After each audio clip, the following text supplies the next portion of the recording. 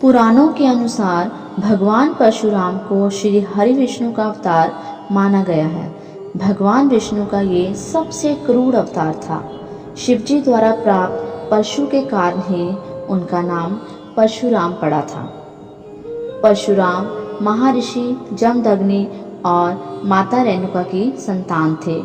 परशुराम उनके सबसे छोटे पर लाडले पुत्र थे।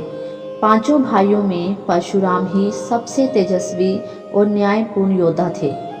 धरती पर उनके जैसा योद्धा कोई नहीं था। परशुराम अपने माता पिता के सबसे लाडले और आज्ञाकारी पुत्र होते हुए भी उन्होंने माता का सिर काट दिया था। आखिर उन्होंने ऐसा कठोर कदम क्यों लेना पड़ा? ऐसा क्या कारण था जो उनकी माता के जीवन से भी बढ़कर था?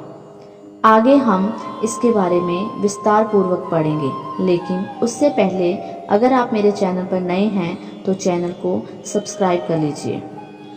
परशुराम के पिता जमदग्नि बड़े ज्ञानी और तपस्वी थे। उन्हें सभी प्रकार की सिद्धियां प्राप्त थी। परशुराम अपने पिता के आज्ञाकारी पुत्र थे और पिताजी की हर आज्ञा को पत्थर की लकीर मानकर हर हाल में पूर्ण करते थे। माता रेणुका से हो गई थी यह एक भूल और महर्षि जमदग्नि हो गए थे क्रोधित। क्या थी वो भूल? एक बार की बात है, ऋषि जमदग्नि के स्नान के लिए पत्नी रेणुका नदी में पानी लेने के लिए गई। वहीं कुछ दूरी पर राजा चित्र भी स्नान कर रहे थे। राजा चित्ररथ को देख वे काफी समय तक उन्हें ही स्नान करते देखती रही। उनका मन विचलित हो गया और भूल गई कि उन्हें अपने पति के लिए स्नान का पानी ले जाना था। काफ़ी समय हो गया। महर्षि जमदग्नि पत्नी रेणुका की प्रतीक्षा में बैठे उनका इंतजार करते रहे। जब पत्नी रेणुका आश्रम पहुंची तो ऋषि जमदग्नि ने अपनी ध्यान शक्ति से उनके देर में आने का कारण ज्ञात करना चाहा। उन्हें सब ज्ञात हो गया और महर्षि जमदग्नि अपनी पत्नी पर बहुत क्रोधित हो उठे। उसी समय उनके चारों पुत्र रघुवंशी, शुरु, वस्तु और विश्वासु भी आश्रम आ गए थे। महर्षि जमदग्नि ने अपने चारों पुत्रों को बारी बारी से अपनी माँ का वध करने को कहा, पर किसी ने भी माँ की मोहवश ऐसा करने की हिम्मत नहीं की। किसी ने भी पिता की आज्ञा को नहीं माना और सभी पीछे हट गए, क्योंकि हिंदू धर्म ग्रंथों के अनुसार किसी भी स्त्री की हत्या को बहुत बड़ा पाप माना गया है और ये अपनी ही माँ का वध करने की बात थी। लेकिन पिता आज्ञा का विरोध करना भी एक बड़ा महाअपराध है। चारों पुत्र समझ नहीं पा रहे थे क्या करना उचित होगा। जब ऋषि के चारों पुत्रों ने उनकी आज्ञा को नहीं माना तो वे क्रोधित हो उठे। अपने चारों पुत्रों को चेतना, बुद्धि और विचार नष्ट होने का श्राप दे डाला।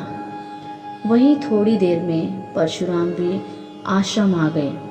परशुराम को देख महर्षि जमदग्नि ने उन्हें अपनी माँ और अपने चारों भाइयों का वध करने का आदेश दिया। अपने पिता की आज्ञा पाकर उन्होंने अपनी माता और चारों भाइयों का वध कर डाला। ये देख ऋषि जमदग्नि काफी प्रसन्न हुए और परशुराम से वर मांगने के लिए कहा। परशुराम जानते थे कि उनके पिता बहुत बड़े ज्ञानी हैं और सभी प्रकार की सिद्धियां प्राप्त हैं। उन्हें अपने पिता की बातों से पूर्ण से ही अवगत था कि वे अपने पिता के आदेश मानेंगे तो उनके पिताजी उन्हें मुंह मांगा वरदान देंगे। इसीलिए उनके पिताजी जब उनसे वरदान मांगने के लिए कहते हैं तो परशुराम ने अपनी माँ का और अपने चारों भाइयों को पुनर्जीवित करने का वरदान मांगते हैं। इससे उनके पिता ने उनकी इच्छा मान माता रेणुका और चारों भाइयों को पुनर्जीवित कर दिया।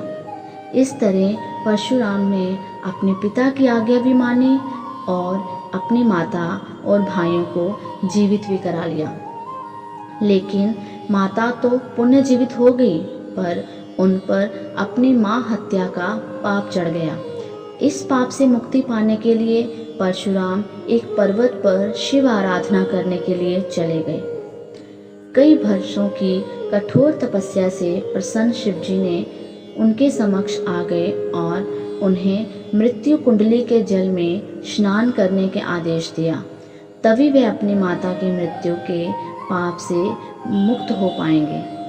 परशुराम ने शिवजी जी के कहे अनुसार ऐसा ही किया और अपने माता हत्या के पाप से मुक्ति प्राप्त की। दोस्तों, हमेशा की तरह वीडियो अंत तक देखने के लिए धन्यवाद।